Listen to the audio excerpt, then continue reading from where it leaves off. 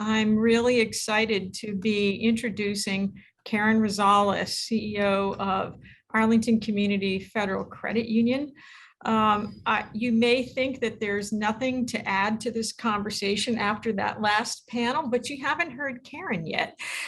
I've known Karen for a long time, and I do know that she imparts a particularly unique approach to her work at the credit union. And of course, a financial institution is a very different animal, especially during this last year that doesn't have the ability really to do as much of that flexible workspace. So before I give her speech for her, as I'm tempted to do, but I'd love for all of you to meet Karen Rosales. Tell us a little bit about who you are and your background, and take it away. Thank you for being here. Well, thank you for having me. This whole day has just been so great. There's been so much wonderful conversation and just wonderful content. I feel like I could spend my entire time just responding and building on what's already been said today. I just am so glad I've attended the whole thing because it's just been great. As Susan said, I'm Karen Rosales. I'm the president and CEO of the Arlington Community Federal Credit Union. I'll give you a little bit of background on the credit union in just a second. I've pretty much been in the financial services industry my whole life. I've been at the credit union about 11 years, and I've been the CEO for 6 years. Before I give you background about the credit union, I just want to reiterate again how happy I am to be here today. I think after listening to all of this, it's in a way comforting, but in a way it makes me realize that even though we've all settled into these business rhythms over the past 18 months, 18 months later, a lot of it is still new, right? We're all still figuring it out as we go along. There's no right answer. There's what's right for each leader in their organization. But I do think there are a lot of themes, and I'm just so grateful for platforms like this, where we can learn from each other and share. It's just terrific. So thank you to Greg and Susan for putting this on, and to all the other panelists who've been here today, because I have learned so much from you, and I hope that I can share, just a bit of what I've learned. I hope I can share a modicum of what I have taken from the group. I want to be a giver as much as a taker is what I'm trying to say. So we talked a lot about personal resilience today. Our panelists were talking a lot about business creativity. At the very end there, Kimberly was talking about rethinking. It really resonated with me, rethinking business models. I'm going to talk today, I am going to shift the conversation just a little bit to talking about rethinking leadership mindsets, how leaders need to think differently, and how as leaders we need to help our leaders think differently. I want to talk about managing equity and inclusion in a remote world, and I also want to talk a little bit about conflict management. These are themes that we're focused on right now at the credit union, just based on our own observations about what our leaders need to survive and thrive in this world. I think earlier there was a great point made about engagement and how, it's really important to have engaged workforces. Retention is a huge topic for all of us, for us at the credit union as well. And so these are themes that we're thinking about that help our leaders maintain an awesome and engaged workspace so that we can serve our members really well and also serve our employees with a great place to work. So a little bit of background. Arlington Community Federal Credit Union is about 70 years old. We are a financial institution, full service financial institution, serving Arlington, Virginia, but also we're actually regional. We serve Virginia, Alexandria, Fairfax, and Falls Church as well. We have retail locations that serve the public. So as Susan said, we have had part of our business has had to be available and physically accessible to our clients, to our members throughout the pandemic. That has created, this is why I want to talk about equity and inclusion, because it's created some division, right, within our organization. Some people get to work from home, others don't. Some have had to be present. Financial services, we are essential, and so we've had to be physically present. So these are themes that have evolved that we're learning to manage. We have about 85 employees. We have 85 budgeted positions. About 15% of our staff is public facing through our branch locations. And then prior to the pandemic, about 10% of our workforce was already full-time permanent remote, including both staff and leadership positions. I mentioned this because remote work was not entirely new to us. We were familiar with the challenges of technology, although back then we were using, well, 2 years ago, it seemed so silly. We were using iPads and things that are just archaic in this day. But we were familiar with the challenges of technology, challenges of transmitting organizational messages across remote locations, meeting cultures that supported remote workers, and management and maintenance of our organizational culture, which is really important to us. We were doing this, though, on a really small scale with about 10 employees.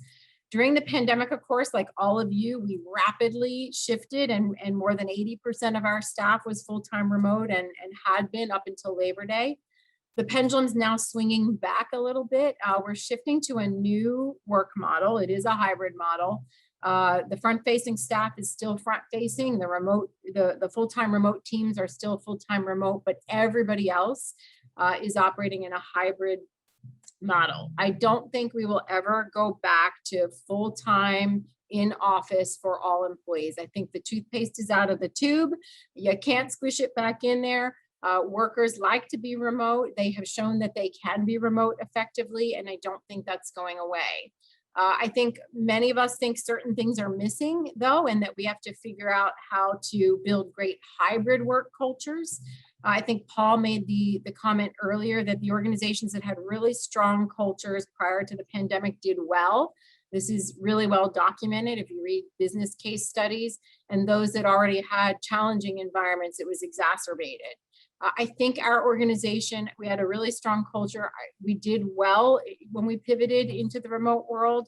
I think pivoting into a hybrid world is really challenging. And so we are focused on a few key things to ensure that we maintain our strong organizational culture in this hybrid world and help our leaders succeed. So what are those things that we're focused on? How are we trying to help our leaders pivot for success in this hybrid world? At the end of the day, leaders are responsible for outcomes, right? We're responsible for work, and we're responsible for success in our organizations. To get to productive outcomes, I know everybody on this call believes it's critical to have an engaged workforce. Engaged workers are more connected to the culture. Aligned workforces produce better quality work. So, where do leaders need to shift their mindsets in this hybrid work world? Because the old rules of engagement don't necessarily get us there, right? I think there are some things that need to be layered in. Themes that we're focused on right now are helping our leaders shift from a surveillance mindset to an outcomes-based mindset, helping leaders ensure they have a really pointed focus on inclusion and equity, on digital inclusion and equity in this hybrid world, and that's complicated, and also helping leaders manage new and different levels of conflict management. There is a subtle yet growing tension that I see across workplaces, not just in our workplace, but just across industries in general. When I talk to peer financial institutions and other leaders in the area, and I think that needs to be managed proactively. So let me break it down a little bit. I'll go deep into each of these topics. An outcome-based mindset. So I'm speaking to successful leaders on this call. I think we're all used to leading to outcomes, right? We all have some sort of metrics, service metrics, project management benchmarks, uptime metrics. We all manage to metrics and outcomes on some level. But whether we want to admit it or not, I think most of us operate with a subconscious surveillance mindset.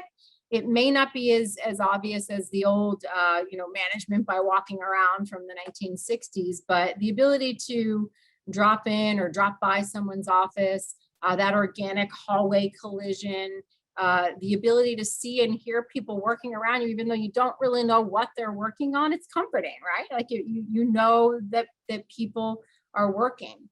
I love the hum that I hear when I walk down the hallways in our office. It doesn't exist anymore, but prior to the pandemic, I could walk down the hallways and hear the hum of an organization that was in a state of flow, right? Like you could hear I just got a little goosebump actually thinking about it. You could hear the project teams synergizing, you can hear people connecting with coworkers, you can hear the problem solving in the air. And, without those surveillance techniques, those surveillance techniques, they're accretive, right? They're accretive to the measurements. And without those, it's easy to feel a bit of a loss of control and a corresponding lack of confidence. And I would say that put me in that category. I am an extrovert. I'm a people person.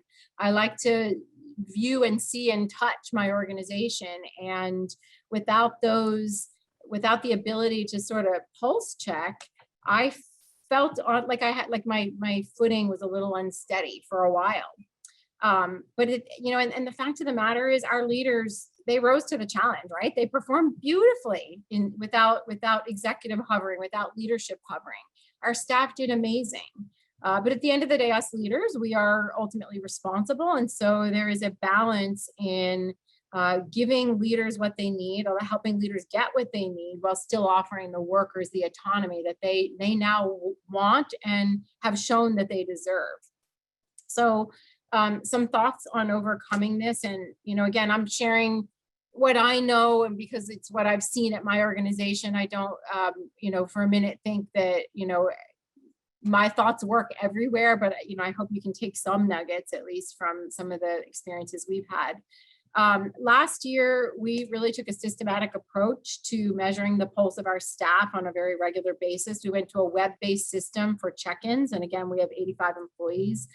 The weekly check-in, it's a web-based form. It starts with a pulse check. Our HR team is the only part of the organization that can see the enterprise responses. It can see responses across the enterprise, I should say. And so the check-in opens with a pulse check, and we do monitor for pulse drops. We look for people who are flatlining, people get to say how they feel. The check-in offers a super high level framework so that workers can provide outcome-based updates that align with their individual key results areas. And I'll say more about key results areas in just a second. Our managers are required to read these check-ins each week. And although this sounds like surveillance, it really isn't. It's a framework so that managers don't need to surveil.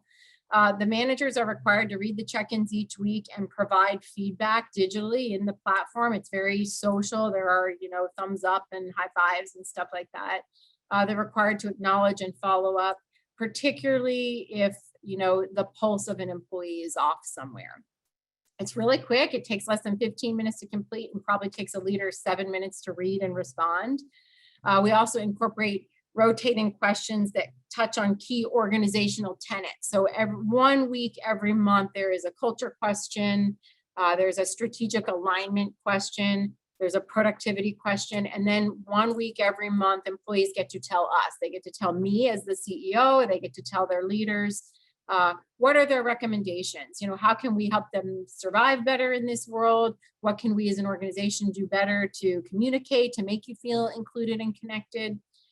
This systematic approach has really helped provide a framework for our leaders to focus on key results and outcomes, and then just let the staff go, right? So they have a touch base in a structured, formatted way that's linked to our strategic plan, linked to our goals, but still allows the staff to be autonomous. A quick point about key results areas. When we move to this more outcomes-based approach, and I don't think we've perfected it yet by any means, but as we moved in this direction, we realized, and this is a really good thing, we realized that the key results areas for every employee, some of them were a little dusty and rusty. And so we really needed to provide clarity for the leader, but also for the employee. That clarity created a sense of safety, and I think has helped everybody move in a direction of success in this hybrid world. I should say, I didn't specifically say this earlier, we are not going, I don't think we're ever going to return to work. And as a matter of fact, at our organization, we try hard not to use the words return to work. Our workplace plan is called the Work With You plan, because for us, the future of work infuses technology and flexibility. It is what workers want and need. And so we're trying to think about ways where we can succeed in this environment so we don't ever have to, I want to be careful that we don't ever use the workplace as either a reward or punitive. The workplace is a space for us for collaboration and synergy. And we want to make sure that our leaders have the skills to make that workplace great. The second theme that I wanted to talk about was I mentioned inclusion and equity. So, in the hybrid world, leaders are managing a broad spectrum of beliefs, wants, and desires. I think it's really hard for leaders to make decisions that are equitable because there are so many variables to consider, and not everybody has the same opportunity anymore. So what do I mean by that? So you all know some employees have the option to work from home and others don't. At our organization, based on position and the content of the work, some employees can work from home, others can't. Some employees want to relocate to other states. At an organization our size, we've had to limit this for HR reasons. We do have employees that work in states outside of the DMV. When we started getting new requests, we realized that as a small organization, we really weren't equipped to understand the HR laws of all these different states. And so we had to limit that scope. So immediately there's a sense of fairness. Why can I move to Texas and my colleagues can work in Michigan, but I can't move to Nebraska, right?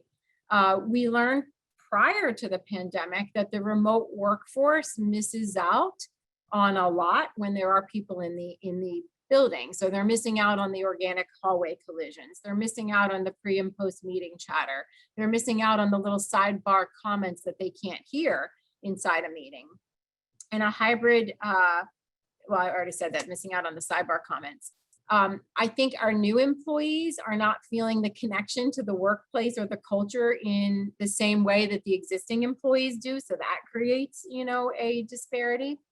As a younger worker, I formed incredible friendships at work. Actually, some of them I have today, they're 30 years old, but, friendships with people that helped me, these friendships literally helped fuel my career. These were people that I soundboarded with, I problem solved with, they knew my organization, they knew our leaders, we helped each other navigate remote onboarding, and we've done a good job with remote onboarding, but our new employees aren't getting that connection and that ability to, form these deep relationships with people that can help them navigate. And then the other thing, and I'm sure many of you are worried about this as well, I think staff members at early points in their career, they're losing out on opportunities to observe executives, to be pulled into meetings, to have a random conversation with an executive or with a senior leader at lunch. Again, when I was a young manager, we had this awesome CEO that used to walk around the building, and he would plop down in my office and just strike up a conversation. He'd ask me my opinion on things. Those are all the moments that allow our younger rising stars to provide input and be seen. And so some of these things are all we have to be really intentional about them if we want to allow these younger workers to succeed in the same way. And when I say younger, I mean early career. So what does an inclusion mindset look like for leaders? It sounds simple, but I think meeting culture is critical in this environment. Executive or effective meetings are, look, we've all been talking about effective meetings for years, right? The standing meeting, the sitting meeting, the 50-minute meeting, the walking around, what can we do to make our meetings better, shorter, more effective meetings, and now we've got the hybrid meeting thrown in there, and that kind of throws a wrench in everything. I think meetings can create great harmony and synergy. They can also create great discord if they're not run well, and we all know that. In the hybrid world, we have adopted a everyone or no one policy for meetings. If everyone isn't able to be physically present, if even one person is remote, we attend all meetings from our laptops. So we go into our offices and conference rooms and we put everyone on the same platform. It levels the work field. You might ask, well, why come to the office at all? And the answer is, I don't know. We may not come to the office in the future, but for now, we are bringing people into the office for collaboration, for synergy, and for the shared experience of learning and development. Most of our meetings are happening off-site now. The way our workplace is structured, there are certain days where we've got heavy meeting loads, and I think most people are off-site during those days. And when we're coming in, it's for the purpose of collaboration, synergy, and learning and development. So, you know, I think our mindset, and we don't have it figured out, but until we do figure out how to connect people to our culture entirely remotely, we're taking the approach that trust building in a hybrid world has to be supplemented with some in-person engagement. Do I think it needs to be 5 days a week in the office? I don't, but I do think it needs to be supplemented with some in-person engagement. Other aspects of our meeting culture include keeping conflict at the table. We are really trying hard to avoid the post-meeting meeting. So we try to keep meeting content in the meeting. We're trying not to have sidebars during the meetings.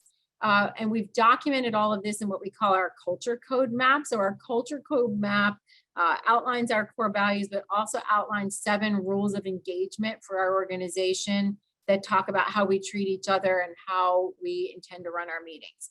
I know this focus on meetings might seem really rudimentary, but I'm finding that as we have focused on this, it's really kind of helped take that inequity in the workforce and, you know, kind of clear those issues out of the way.